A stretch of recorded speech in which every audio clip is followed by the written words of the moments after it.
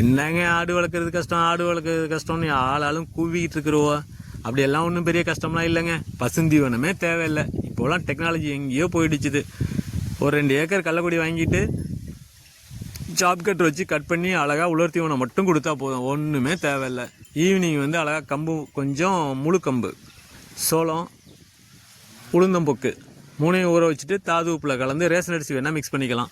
தாது உப்பை கலந்து ஒரு ஆட்டுக்கு 100 கிராம் 150 கிராம் ரேஷியோவில் அள்ளி வச்சோம்னாக்கா அழகாக சாப்பிடுவோம். என்கிட்ட 10 தாயாடு இருக்குது, 20-25 குட்டி இருக்குது. சூப்பராக சாப்பிட்டுட்டு சூப்பராக இருக்குது.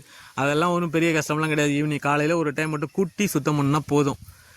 மற்றபடி சின்ன சின்ன இதெல்லாம் சளி பிடிக்குது, ஜுரம் வருது, கழியுது அப்படின்னா பக்கத்தில் இருக்க வெட்டினரி ஹாஸ்பிட்டலில் சொல்லி டேப்லெட் வாங்கிக்கலாம். இல்லையா மெடிக்கலில் சொல்லிங்கன்னா அவங்க ஒரு பேக்கேஜாகவே கொடுத்துருவாங்க. ஆட்டுக்குட்டிக்கு இது இந்த டைமில் ஏதாவது பண்ணுங்கன்னு சொல்லி இது கொடுக்கலான்னு சொல்லி வாங்கி வச்சு நம்ம அழகாக மேனேஜ் பண்ணிக்கலாம். சும்மா காலையில் 1 மணி நேரம் என்ன போதும், ஈவினிங் ஒரு 1/2 hour 10 ஆடை தாராளமாக பார்க்கலாம். இது வந்து பெருசாக வளர்க்குறவங்களுக்கு செட் ஆகுமா என்னன்னு எனக்கு தெரியல. சிம்பிளாக வீட்டில் வளர்க்குறவங்க, ஒரு லேடிஸ் வளர்க்குறவங்க, சும்மா டைம் பாஸ்க்கு வளர்க்குறவங்க அழகாக வளர்க்கலாம். எல்லாருமே வளர்க்கலாம், தாராளமாக வளர்க்கலாம். களைக்குட்டி போடுறதுக்கு இடமும், ஆடு மலையில் நலையாமல் இருக்கிறதுக்கு இடமும் இருந்தால் போதும். வேறு ஒன்றும் தேவையில்லை. விவசாயம் காப்போம்.